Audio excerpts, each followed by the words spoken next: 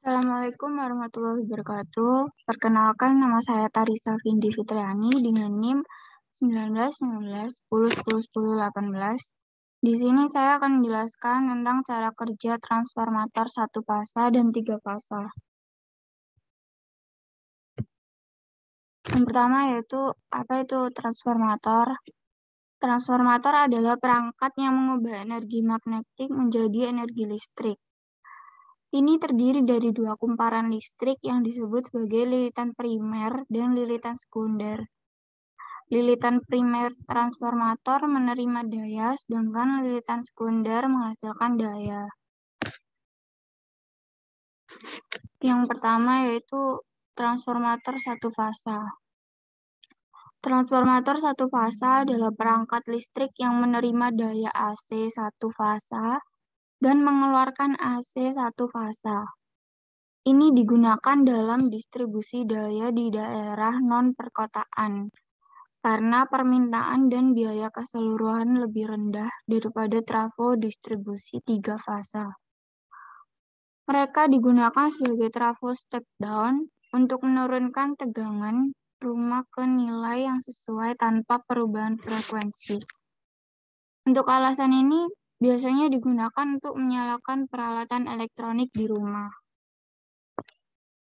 Berikut ini gambar dari transformator satu fasa. Berikutnya yaitu transformator satu fasa digunakan untuk menaikkan atau menurunkan tegangan pada output. Trafo ini biasanya merupakan trafo daya dengan efisiensi tinggi dan rugi-rugi rendah. Transformator satu fasa bekerja berdasarkan prinsip hukum Faraday, induksi elektromagnetik. Biasanya, induksi timbal balik antara lilitan primer dan sekunder bertanggung jawab atas operasi transformator pada transformator listrik. Transformator satu fasa ini beroperasi dengan prinsip induktasi timbal balik. Ketika transformator primer dihubungkan ke suplai AC, arus mengalir dalam kumparan dan medan magnet terbentuk. Kondisi ini dikenal sebagai induktansi timbal balik dan aliran arus sesuai dengan hukum Faraday induksi elektromagnetik. Ketika arus meningkat dari 0 ke nilai maksimumnya, medan magnet menguat. Kemudian elektromagnet ini membentuk garis gaya magnet dan mengembang keluar dari kumparan membentuk jalur fluks magnet. Kedua belitan dihubungkan oleh fluks magnet ini. Kekuatan medan magnet yang dihasilkan di inti bergantung pada jumlah lilitan dan jumlah arus. Fluks dan arus magnet berbanding lurus satu sama lain.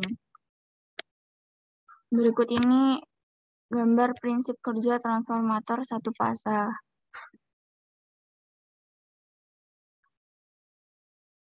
Ketika garis fluks magnet mengalir di sekitar inti, ia melewati lilitan sekunder, menginduksi tegangan di atasnya.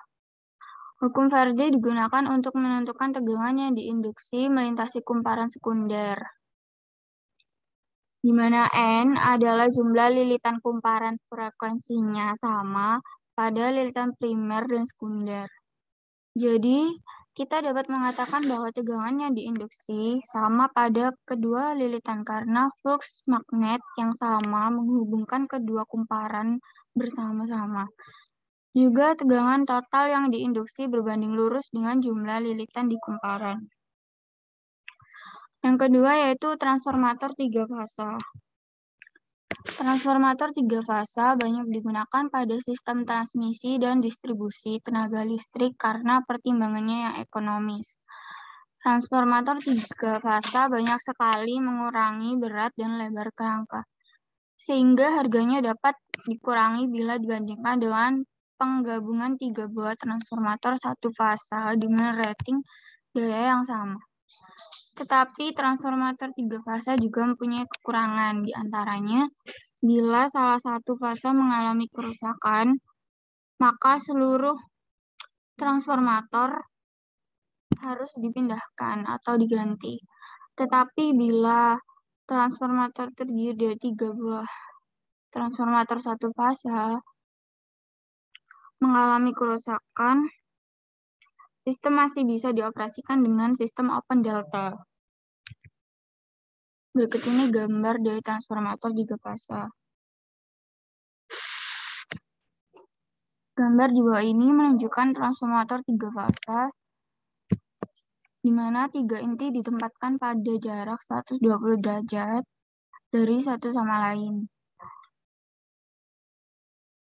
Gambar ini disederhanakan untuk hanya menampilkan belitan primer dan hubungannya ke catu daya 3 fasa.